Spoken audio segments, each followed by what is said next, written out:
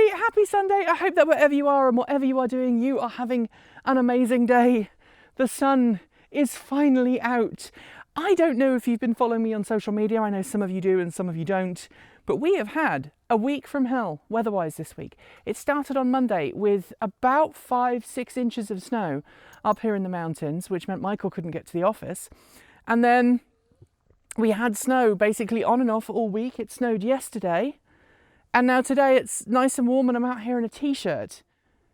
Weather is weird. And of course it is now fully spring. The trees, the cherry trees are all in bloom. The apple trees are coming into bloom. A lot of my plants that were doing well kind of got a little bit upset about the snow. And so a lot of my peas and my beans, they're looking really sorry for themselves. In fact, they're still under the ground. They're in there somewhere. And of course, if you didn't watch midweek, you might have not heard the sad news. We lost 2 chickens this week. We lost Grace, our black copper Moran, and we also lost Marie, our Buff Orpington. They were down the bottom of our yard, and Coyote got over the electric fence, took Grace whole, just took her off into the bush. And then my wife found Marie. Marie had been murdered and left the chicken side of the fence. So my chickens are in chicken jail right now. It's something that seems to happen every year. And it seems to happen when the coyotes are whelping, when they're raising their young. And so for a couple of weeks, basically, in the spring, it becomes too dangerous for the chickens to be outside, and they hate it. I hate it too. But we're working on potentially some alternatives to try and give them at least some somewhere outside, because they're all getting a bit cabin feverish at the moment, and I can't blame them. I would too. So hopefully by the time this video posts, we will have some better solutions for keeping the chickens safe and in one place. The problem is that some of them like jumping out. And so we're going to have to be a little bit careful as to what we do. But we are going to extend the covered protected run, because that's not really happy for 7 chickens. So we've gone from 9 back to 7. And yeah, very sad. But that's not what I want to talk to you about today. I want to talk to you about Optimus, Tesla's robot. Elon Musk is, very, very clear that Optimus is going to set a new future for us humans. We're going to have a very prosperous future with Optimus doing all the things that we don't want to do. That's the idea behind Optimus, an autonomous robot that can be trained to do the things that we don't want. And it sounds very science fiction, doesn't it? I mean, it's straight out of Isaac Asimov's trilogy. And while I would love to see a future where robots are helping humans do the things they don't want to do, I also have some serious doubts about whether that vision is fully achievable. And it's not really a slight on Elon Musk. Elon likes to dream big, and I think because he dreams big, a lot of the things he dreams have become a reality. But I think also he often has a situation where his dream exceeds his reach, or rather exceeds what is technologically possible at the time. Right now, Optimus, the Tesla robot, is very, very much in the news. Lots of people talking about it. Tesla's shifting its production focus towards robots, I think because it wants to be the first to bring an Android to market, for the masses, like it was to bring an electric car to the market for the masses. Sorry, I just wanted to check on my dog. Ghost, can you come back here, please? Good boy. He's only 5 months, so he's not really great on following instructions yet. Ghost, come here. Good boy. You're a good boy. Yes, you are. He's a very good boy. I have to tell him that. Very important. So, my 2 fears about Optimus is, one, that it might not achieve what it sets out to, i.e.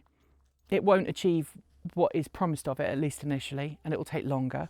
Or that it will come out and society won't put into effect all of the protections that need to exist in order to make sure that people's income are protected, to make sure that people have a way to carry on living their lives in a safe and healthy manner after Optimus comes and takes their jobs. Because there are lots of people today that do the jobs that Optimus is being promoted as being capable of doing. The cleaning, the hazardous jobs, the delivery stuff, all of that stuff people currently do, and they rely on those jobs to make a living and to feed their families. And I think that society has a very nasty underbelly and a nasty habit of not looking after its most vulnerable people. And things like Optimus are going to go after that group of people first, I think. And so I want to know from you what you think about this all. Is this something that you think is going to catch on? Is Optimus going to be as game-changing as Elon Musk would like it to be? Or is it going to be something that is going to be troublesome for Tesla and for society going forwards? I would love to know your thoughts, so do make sure you leave them below. I want to give you a quick update here. I'm standing right next to the Project Honda. I am really feeling very depressed about this car right now. We've just not been able to raise the funds we need to make this happen, and I've got to try and decide what I'm going to do with it. Mice have got in over the winter, so I feel like I need Ammo NYC or someone else to come and help me clean it, because it's in a bit of a mess inside. But also I've got to try and figure out how I'm going to get it ready and on the road. I just haven't had the time to work on it. For those who don't know, Kate Walton Elliott's working on her Morris Minor. She's in a slightly different position because she works 2 days a week for Transport Evolved. Thank you, Charlie. She works 2 days a week for Transport Evolved and works, as a nurse as well. But she also has a bit more time off than I do. She's engineered it that way. Mr. Ghost, could you come away from the road, please? Border collies, eh? Look at him. You know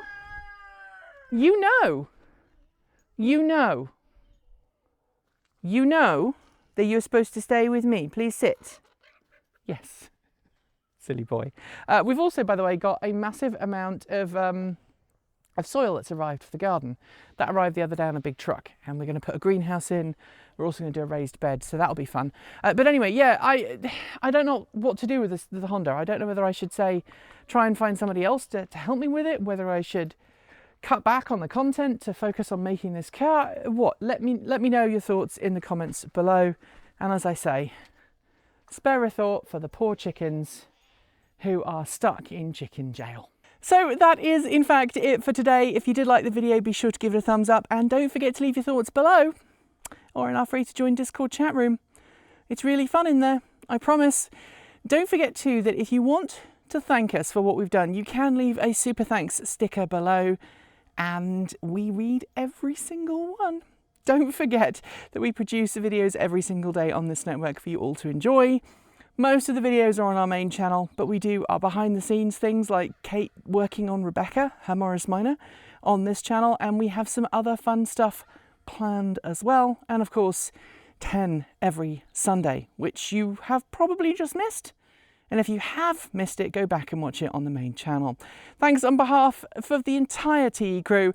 Go to the folks on my right for being our $15 to $49 a month supporters. Special thanks to our $50 a month patrons. That's Chris Maxwell, Bennett Elder, Brian Newton, Dave Kitchen, Michael Goad, Ricky Leon, Andrew Martin, Guido Drahota, Brophy Wolf, Tesla in the Gong, Gordon C, Stephen O'Donoghue, Kyle Hodgson, Anthony Coates, Regine Fellows, Rory Litzman, Anonymous, Freak, Jim Burness, Chris Ascenter and Denny Hyde. And of course, our deepest gratitude to our $50, even $100 a month supporters. Special thanks to Marcel Ward, Reggie Watts, Joe Bresney, JP Fagerback, Will Graylin, Matthew Drobnak, John Lyons, Christopher Lee Jones, Andrew Glenn, Paul Conway, Laura Reynolds, Ellery Hensley, and Ian. If you would like to join that amazing group of people, you can do so by following the links below, or you can support us through Ko-fi, or in fact, you can buy some cool swag from our swag store. I will be back tomorrow with some more awesome content. In fact, yes, it will be me, and then it will be Kate on Monday. We are busy filming with the Mercedes-Benz EQS this week. Very exciting. In fact, it's due any moment here at the house. So until next time, thanks for joining me. And as always, keep evolving.